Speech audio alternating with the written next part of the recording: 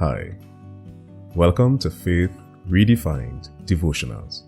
As we reflect on God's love, character, and redemptive power in various devotions, may you be encouraged to serve God faithfully. Today's devotion is titled, All for God's Glory. If you have been following this series, in the video before, we started to have a conversation about the concept of purpose. And I mentioned Isaiah 43:7, which states, beginning quote, "Even everyone that is called by my name, for I have created him for my glory, I have formed him, yea, I have made him," end quote. Rephrased in a succinct way, the text simply states that we were created for God's glory. Now, the first time I learned of this text, I really struggled to view God in the way that I was taught to view him, which was loving and caring and kind. Because in my initial reading of this text, all I myopically thought was that my existence was solely to come and worship God and glorify God every day, 24/7, 365 days a year. And to me, that was a very boring and mundane existence. So I thought, because here I am, a Christian nonetheless. So what gives? Firstly, in understanding scripture, it's important to understand that context matters. The big picture is important.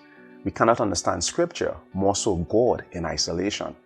So I continue to read and reflect upon various scripture in the Bible. Many scriptures, referenced God's love, mercy, and grace. More than that, the most critical characteristic trait evident of God that is replete through the Bible is God's holiness and righteousness. God is righteous. He is without sin, without spot or blemish. God is the embodiment of holiness. And guess what? When God created mankind, He imbued that onto us.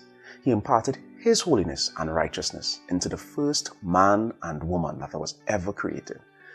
Genesis 1:26 states, "And God said, let us make man in our image, after our likeness, and let them have dominion over the fish of the sea, and over the fowl of the air, and over the cattle, and over all the earth, and over every creeping thing that creepeth upon the earth." End quote.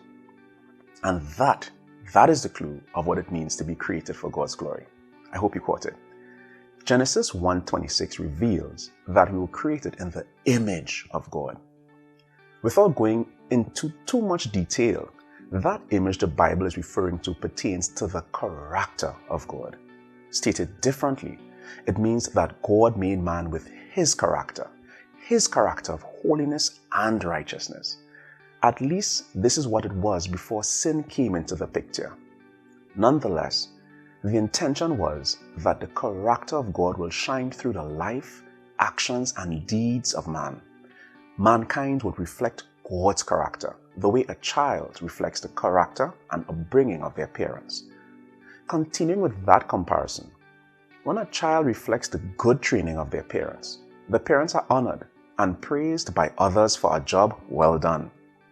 In other words, parents receive the glory or praise when their children are a blessing to others. Similarly, when we reflect the holiness and righteousness of God in our lives as we interact with others, God gets the glory. Therefore, to be created for God's glory means that we were created with the intent to bear the character of God wherever we go and in whatever we do.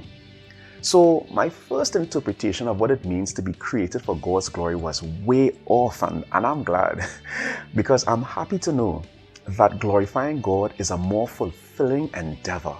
It is about His character being born in my life wherever I go and in all things that I do. This means that glorifying God is not about one-off moments. It's a way of life, a life worth living. I hope this devotion touched your heart, because to glorify God means to bear His character in our daily lives. If you are interested in gaining more resources, visit us at faithredefined.org.